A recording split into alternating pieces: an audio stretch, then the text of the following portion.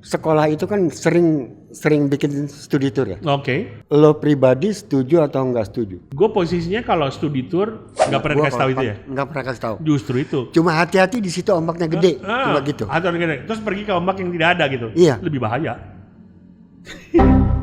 Baru tahu ya. Nah, Baru tahu. iya. Healing tuh buat orang sakit. Semua pakai kata healing sekarang. Lo bikin emosi gua aja. Lu jalan-jalan ke sana, jalan-jalan itu supaya stres lu hilang. Nah, gue seringnya stres gue nambah. Ya makanya, karena apa? Yang ngaturnya nggak bener.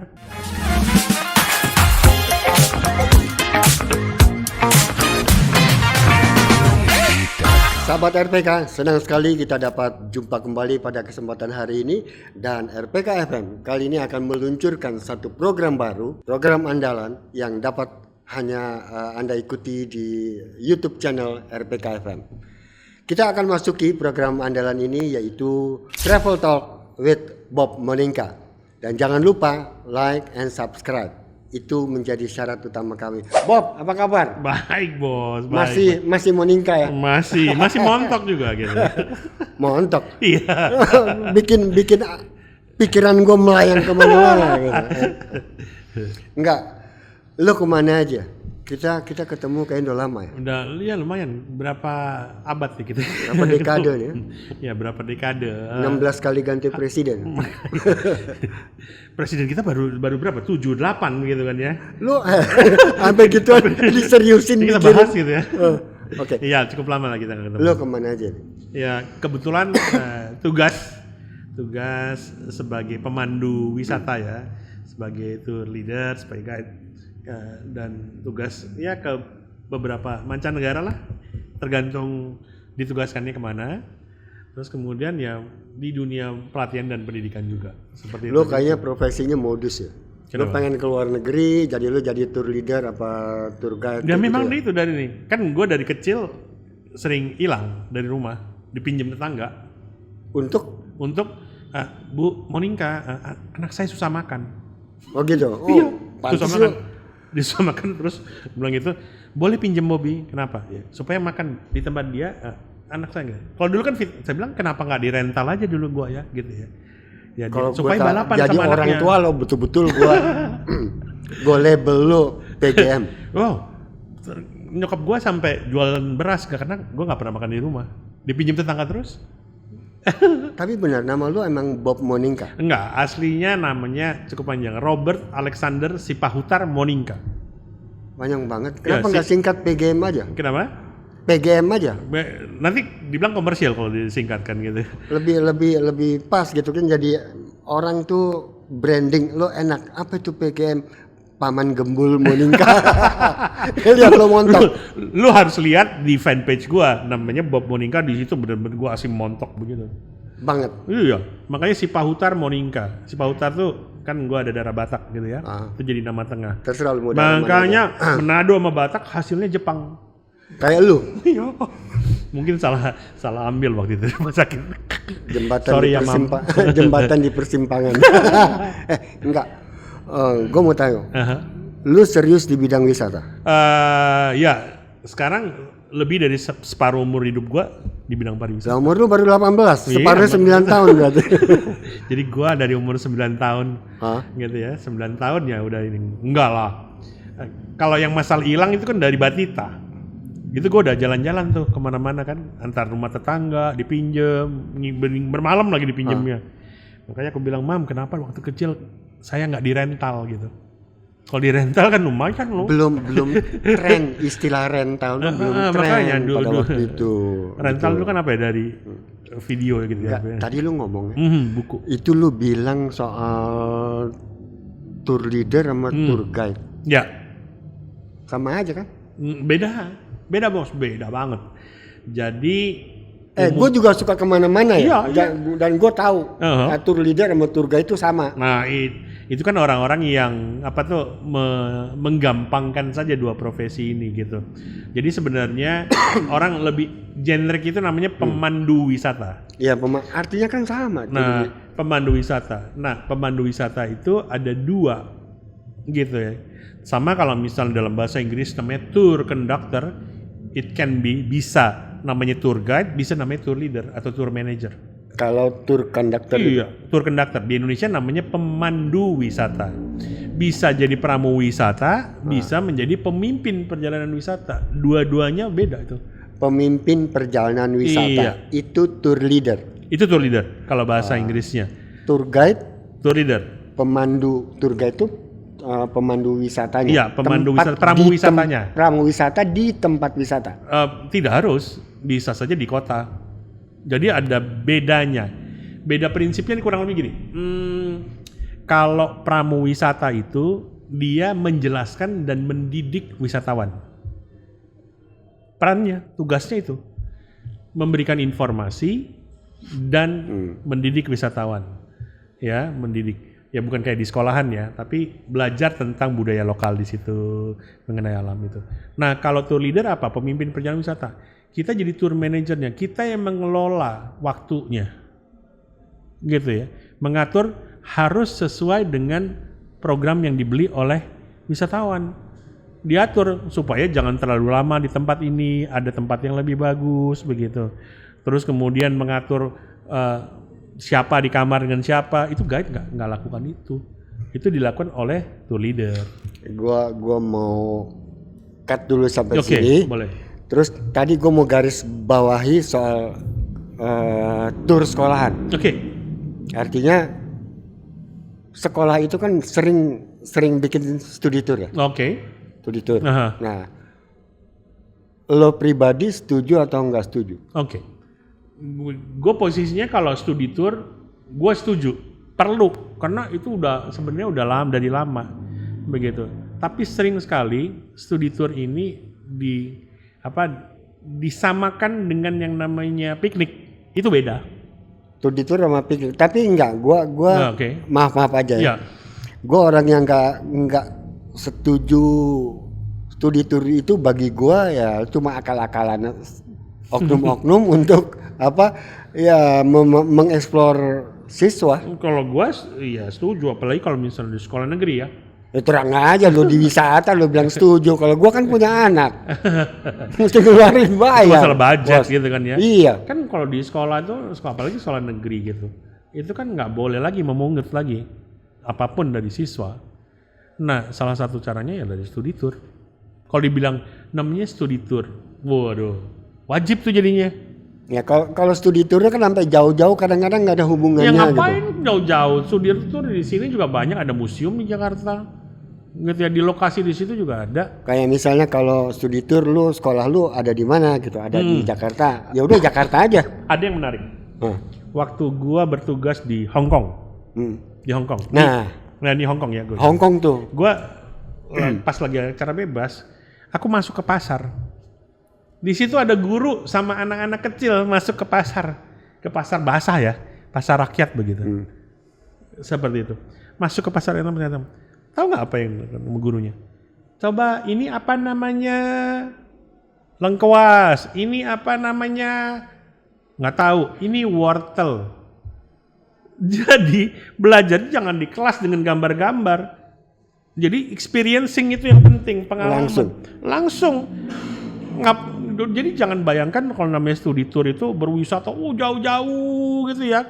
Mereka jalannya dari sini kan drivingnya udah 10 jam, udah kecapean. Drivingnya perjalanan 10 jam. 10 jam di sana cuma 2 jam, 1,5 jam begitu ya. Dan ataupun lama di situ 6 jam nggak tahu ngapain. Ya udah main aja. Nah itu bebas. Itu bukan studi tour, itu piknik. Kalau studi tour itu ada yang dipelajari, kan studi, gitu. Ada yang pelajari. Dan salah satunya adalah kalau misalnya belajar mengenai keamanan dan keselamatan. Nah, baca alam. Kalau gitu ya, lu bilang begitu, ya, baru gue mau nyambung lagi nih soal pramu wisata, pramu apa tadi? Tour leader dengan tour guide. Tour guide, ya. Nah kan, karena apa? Ini berhubungan dengan keselamatan si peserta tour. Iya betul banget. Gitu kan? Tanggung jawab siapa bos? Nah, salah satu kompetensi ya, jadi kemampuan yang harus dimiliki seorang pemandu wisata. Kalau ngomong pemandu wisata, tour guide dan tour leader ya, adalah yang utama gitu ya, adalah mengenai keselamatan dan keamanan dan keselamatan pada saat di tempat kunjungannya. Di tempat kunjungan. Itu Misalnya zero tolerance. kita pantai nih, ngomong pantai. Oke, pantai. Aha. Yang perlu menjelaskan situasi pantai dan segala macam itu tour guide apa tour leader? Kalau tour leader kan dia yang memanage semuanya nih. Nah, ntar dulu, gitu ya. tour leader gue mau ntar dulu. Oke, Ini ya. tour guide. Tour guide, dia harus informasikan masalah keselamatan. Tidak boleh begini, boleh begini. Bagaimana, salah satu contoh ya, boleh gini. Contoh, kemarin ada beberapa saat yang lalu ada kejadian gitu ya, kurang lebih 3 minggu yang lalu, di mana ada siswa yang ini hanyut di laut. Ya, ini Ini pantai, contoh ya, contoh pantai proses ya, ya, di laut ya. nih. Konteksnya pantai. Oke. Nah, pada saat itu kan ada ombak tuh ya, ombak. Orang biasanya lihat, Kenapa nggak di ombak yang nggak ada ombaknya aja? Karena orang bilang seperti itu. Iya. Cari tempat yang nggak ada ombaknya. Atau kecil? Salah bos. Hah? Salah. Halo gila lu bilang gua host di sini lu bilang salah. Kadang-kadang lu bener-bener gua steering di sini dulu. Ada lu minum dulu bagi juga ya. Biar tenang, biar tenang. Cuman putih doang nih. Apa? Cuman putih. Ya Belum ada kita berharap ada sponsor. Oke. Gitu. Thank you bos. Kalau ada sponsor biasanya lebih berwarna, berubah warnanya. sama aja, cuma ada sponsornya buat gua. Jadi kalau contoh nih, bahwa kalau di fenomena di laut di mana di sini ombaknya besar, di situ tenang, itu arusnya lebih kuat di sana. Harus menyeret ke tengah. Arusnya lebih kuat. Apalagi kalau warnanya sudah, kalau misalnya laut kan basically biru gitu ya. Ya. Lebih gelap di situ dan lebih tenang. Itu arusnya bisa sampai 6 kali lebih kuat daripada yang ombak. Jadi kalau ombak kan di besar, atas. ya ombak besar ini kelihatan. Iya, kalau yang di situ enggak. Yang tenang, itu cara bacanya. Nah, pertanyaannya, kalau nggak ada pemandunya yang tidak menjelaskan itu, gitu. Gini ya. Jadi kalau mau studi tour, ya belajar itu, harus dijelaskan. Serius, dari mulai gua ikut ada ininya pemandunya sampai gua nganterin nggak anak pernah gua. kasih tahu itu ya? Nggak pernah kasih tahu. Justru itu. Cuma hati-hati di situ ombaknya gede, cuma gitu. Atau gede. Terus pergi ke ombak yang tidak ada gitu. Iya. Lebih bahaya. Baru tahu ya. Nah, Baru tahu. Iya. Umur gue yang 38 ini baru tahu. Iya, gitu. Bagaimana mungkin gitu ya. Jadi di sini ombaknya gede, di situ kok nggak ada ombak, gitu loh. Itu Lebih bahaya yang arusnya gede karena arusnya muter, arusnya di bawah bukan di atas. Nah, pengetahuan. Jadi gini, bisa saja perjalanannya ada guide, tapi guide-nya tidak memiliki kompetensi pengetahuan itu. Jadi dengan guide yang tidak memiliki kompetensi itu gitu ya, sama kayak koki, dia nggak punya kompetensi untuk memasak nasi goreng, pasti nggak enak. Resikonya cuma itu kan, tuh makan gitu nggak enak. Syukur-syukur nggak beracun. Nah ini guide gitu ya, ingat wisata itu resikonya menengah ke atas, karena yang dibawa manusia, jiwa. Makanya seorang tour guide atau tour leader, pemandu wisata harus punya kompetensi dan syarat utamanya zero tolerance, kompetensi mengenai keselamatan K3. itu tour guide. Tour guide. Yang membedakannya dengan tour leader itu apa? Nah, kalau sama aja kan? Oke, jadi tour guide memberikan informasi dan mendidik. Tour leader memanage waktunya. Gitu ya, memanage waktunya. Kadang-kadang gini, kalau guide-nya bagus, pintar gitu ya, dia akan informasi sebanyak-banyaknya. 4 jam habis. 4 jam dia habis dia ceritain. Padahal di satu objek wisata itu, padahal ada objek yang lebih bagus lagi di sana. Nah, seorang tour leader gitu ya mengatur dan mengingatkan guide-nya, di sini kita, gitu ya, di sini 1 jam saja ya. Kalau mau diinin bisa 1 hari tuh, mau lama-lama di situ, nggak selesai. Tapi ada program yang lain di tempat lain. Jadi di sini kita cuma 2 jam misalnya seperti itu. Peran tour leader mengatur tour guide untuk ini supaya programnya gitu ya, jangan one prestasi itu. Aduh, gue udah jauh-jauh ke Jogja gitu atau kemana ada programnya. Kok di sininya cuma sebentar gitu. Misalnya nih ya, kita pergi tour ke salah satu tempat. Oke. Atau ke satu kota. Ada 6 lokasi. Ya. Yang mengatur, memanage waktunya ini tour guide atau tour leader. Oke. keputusannya ada di tour leader, tapi berdiskusi dengan tour guide. Mereka rekanan. Yang sini memutuskan karena apa? Kalau tidak ada di program yang ada, gitu ya nggak usah dikunjungin, gitu. Tapi sering seorang guide, apalagi karena dia kenal daerahnya dan ini, dia mau perkenalkan itu dan ini. Kalau waktunya nggak ada ya jangan, karena itu nggak ada. Gini, apa yang sudah dibeli sesuai dengan programnya, itu harus wajib dikunjungi. Kalau enggak, dalam hukum ekonomi atau perdata itu namanya one prestasi. Saya bisa tuntut kamu loh. Kok kenapa nggak di sini? Jadi peran dari seorang tour leader adalah memastikan bahwa produk ataupun programnya ini sesuai dengan yang dibeli. Gitu ya. Kalau ada waktunya lebih, boleh. Tapi kalau nggak ada waktunya jangan. Ya sering kan begitu. Karena ya alasannya ya si peserta mau lebih mengeksplor satu daerah atau satu lokasi ya. Nah, itu kan gimana cara manage-nya itu loh? Makanya manage-nya itu orang sering udah jalan baru diatur, enggak, sebelumnya. Jadi antara sekolah dengan travel agency ya yang memberikan dapat job itu sama tour leader diskusi dulu. Tujuannya ke sini mau apa? Oh, cuma mau jalan-jalan. Oh, cuma mau beli ya bakpia, lu nggak perlu guiding di situ. Kasih waktu aja 30 menit untuk belanja apa segala macam, jalan lagi. Jadi meletakkan porsi kunjungannya sesuai dengan. Jadi kalau misalnya saya mau pergi wisata atau apa, perlu kita dapat informasi detail dari agensi tour atau apa? Wajib. Makanya bawelnya di depan sebelum berangkat. Nanti dibilang bawel nggak jadi. Justru itu, gitu loh. Kalau bawelnya di sini. Kenapa? Daripada bawelnya nanti di jalan, saya misalnya nggak ada di program nih, kenapa baru minta sekarang? Ribut kan? Justru harus bawel di depan. Maunya apa aja? Ini. Nggak mungkin bisa dilakukan seperti ini. Gua pernah bawel gitu, bilang udah cari agensi lain aja. Nah justru itu kita educate mereka di sini gitu ya. Anda kalau mau kemanapun, apalagi kalau keluar negeri, diem aja, main terima aja. Sampai di sana, gua pengennya healing, udah gitu aja. Lu atur. Nah kayak gini nih. Hati-hati lu pakai kata healing. Healing tuh buat orang sakit. Semua pakai kata healing sekarang. Lu bikin emosi gua aja. Iya. Gue mau healing, terus lu ngatur-ngatur gue pakai duit gue gitu, kenapa? Ya, healing itu wisata buat orang sakit. Emang healing? Kalau ya wisata, lu kalau mau piknik ini. Kalau healing itu adalah terminologi wisata buat orang sakit. Di sini lu stres gitu ya, lu jalan-jalan ke sana, jalan-jalan itu supaya stres lu hilang. Nah, gue seringnya stres gue nambah. Ya makanya, karena apa? Yang ngaturnya nggak bener. Sekarang begini, boleh dicek termasuk di sini. Sering orang gini, orang berwisata karena apa? Aduh, gue stres nih, penat nih di Jakarta, betul? Ya. Berarti kalau wisata gitu ya, lo harus relax kan, supaya penat lo hilang. Ya makanya gue bilang gue mau balik ke Indonesia, balik ke kota asal, lo tambah capek, stres atau apa gitu. Berarti lo salah programnya. Salah tempat. Salah produk.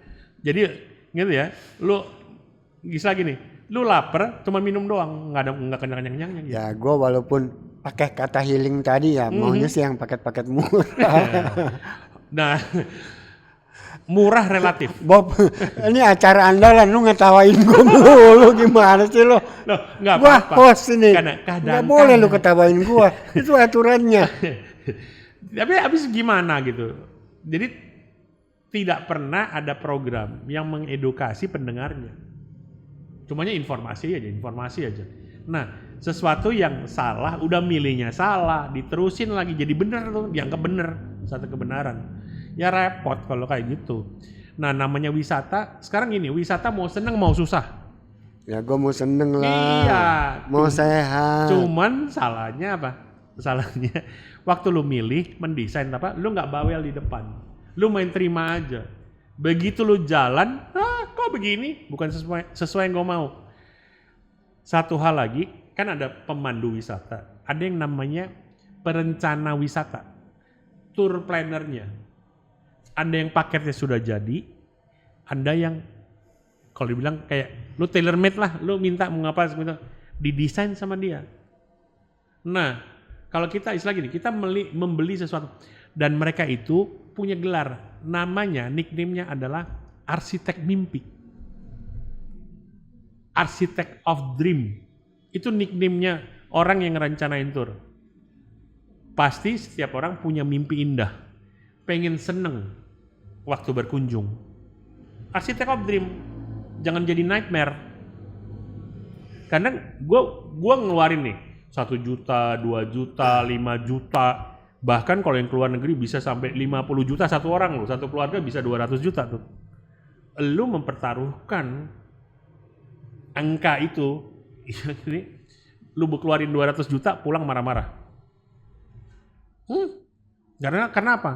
Ya macam-macam lah bisa. Ya, karena lu kan udah mesti tahu gue pengen wisata, lu nawarin ke gue pasti mau paket murah. Nah, gue demen nih kayak ginian nih. Gue juga demen.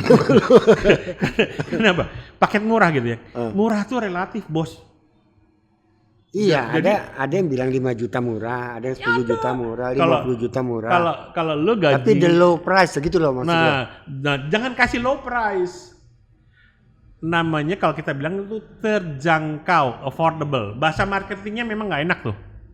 Kalau dibilang lu paket murah begitu, nanti diginiin. Begitu lu komplain, servisnya nggak bagus, bilangnya begini, ya terang aja, lu mau enak, paketnya murah, hayo. Ya udah murah segitu, digituin. Loh, memang di mana-mana itu murah identik sama kualitasnya kurang bagus. Ya pernah sih gua, iya. misalnya, Oke. oh ini paket murah nih, dapat hotel, Ya, kamar mandi dalam, iya. tidur di luar. Kayak gitu kan? Wah, dapat gini.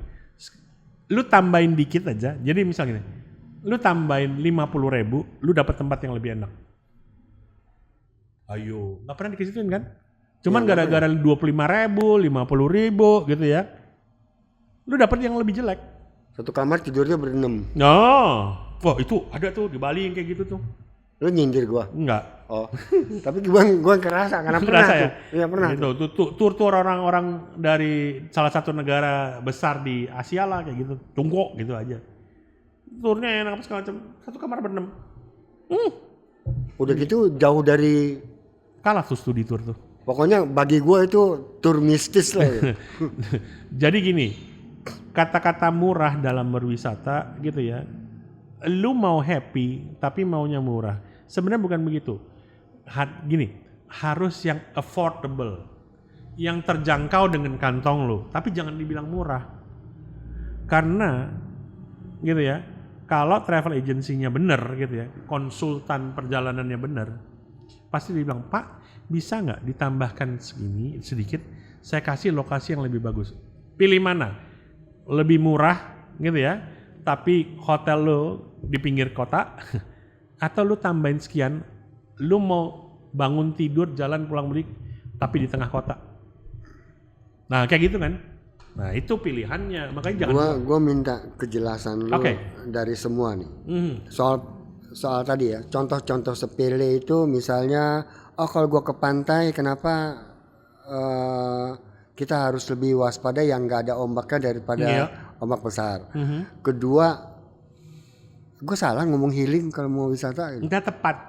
Gini, ada yang benar tapi tidak tepat. Nah, lu tolong jelasin.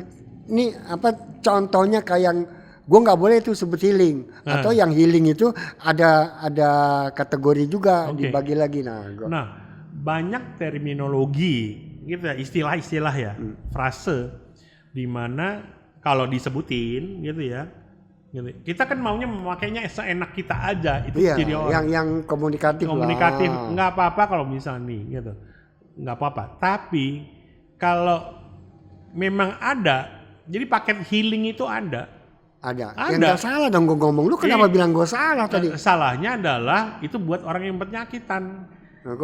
Healing kan itu adalah orang sakit sembuh kan. Healing kan itu penyembuhan pemulihan. Loh definisinya gitu. Dari kurang sehat kita kepengen ke tempat yang bisa menyehatkan. Kayak gitu. Itu mah gue tahu. Nah makanya, tapi tidak semua wisata itu healing. Oh, kalau kita mau wisata nggak bisa kita Agung Healing gitu. Itu terminologi teman-teman milenial zilenial. Boleh kalau buat ini. Termasuk istilah open trip. Open trip itu kan Tailor made misalnya kan. Kalau tailor made itu benar, itu waktu belajar di kampus itu ada. Tapi kalau Tailor made tuh maunya gua. iya, Lu ngerencanain, gua pengen yang iya. gitu. Jadi kayak gitu. namanya tailor made, kayak itu kan terminologi dari menjahit itu namanya. Kalau ukuran badannya kayak gua ya, gitu ya, gua yang body di tengah-tengahnya yang luas gitu ya, kayak gitu. Kan nggak bisa kain gua cuman pakai yang standar punya. Begitu masuk, gitu ya, atasnya bagus, perutnya nggak bisa dikencing. Makanya perlu tailor made, didesain customize buat gua. Beda dengan yang apa yang disebut open trip. Nah, open trip itu beda. Open trip itu jadi begini. Basis dari open trip itu namanya cost sharing. Ceritanya begitu. Kalau gua ke Bali terbang tiket pesawat terus kemudian pakai mobil sewa misalnya 300.000. Ya, 300 sewa mobil. Kalau berdua kan kita bisa 100 pego-pego. Ya. 150. Bisa. Tapi berempat kan lebih enak tuh. Bisa 75.000, Walaupun 75.000. tujuannya beda-beda nih kita. Oh enggak, harus Harus sama-sama. sama? Harus Oke, sama. oke. Begitu. Tapi itu basisnya adalah cost sharing. Nah, begitu sudah jalan, yang berikut ini, waduh, yang orang yang nge-range itu, kan gue yang nge-range, kenapa gue harus bayar juga? Jadi instead 4 itu, misal 300.000 bayarnya 75.000-nya, dia hitung supaya dia free, yang temennya bayar 100. 100. Go free. Gue free, kan gue udah arrange begitu. Selesai kayak gitu ya, basisnya tidak boleh cari keuntungan. Kan gue ini capek gue bagaimana? Pemanfaatan. Nah dia bilang gitu, gue harus dapat untung dong. Ya. Kan gue ada range, mulai kayak gitu. Nah, open trip itu istilah bisnisnya ada, namanya free individual traveler. Free, open, bebas. Mau kemana aja? Nah jadi itu dia cuma beli tiket aja. Tiket sama hotel, udah. Itu nanti di sana, di destinasi sana dia mau ambil paket ini, paket ini. Dia ambil di sana. Tapi kalau didesain dari awal, akomodasi, jalan-jalannya, ya itu namanya group inclusive tour. Paket perjalanan wisata. Kalau udah dijadiin paket, ya namanya paket. Nggak bisa lo bilang open trip lagi. Prinsipnya saja sudah salah. Gitu ya. Dan orang bilang open trip supaya kedengarannya murah. Kalau dipaketin bener, harganya nggak beda. Harganya nggak beda. Jadi sekian lama lu main di area ini. Banyak Pak gitu. Dan orang kan ngelihatnya wisata enak-enaknya aja ya. Fenomenanya banyak.